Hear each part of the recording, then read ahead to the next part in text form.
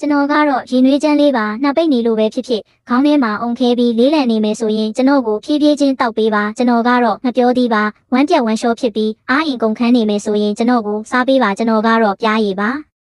လေချောင်းနာနေတယ်ဆိုရင်ကျွန်တော်ကိုတစွန်းလောက်မျိုးချလိုက်ပါအဲဒီနောက်မှာတော့လေချောင်းလေးနေလို့ထိုင်လို့ကောင်းသွားပါလိမ့်မယ်ကျွန်တော်ကတော့နွားနို့ပူပူလေးပါအိမ်မပြောလို့ပဲဖြစ်ဖြစ်ခန္ဓာကိုယ်ကအပန်းမပြေပဲတင်းကျပ်နေမယ်ဆိုရင်ကျွန်တော်ကိုတောက်ပေးပါ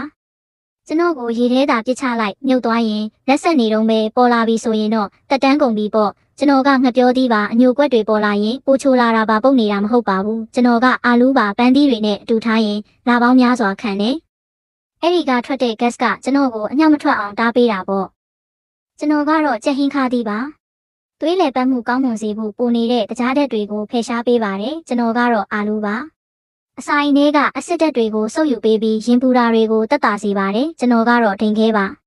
သွားတွေဖြူစင်ခိုင်မာစေဖို့လိုအပ်တဲ့နေရာတွေကိုဖြည့်ဆည်းပေးပါတယ်ကျွန်တော်ကတော့နှမ်းနက်ပါ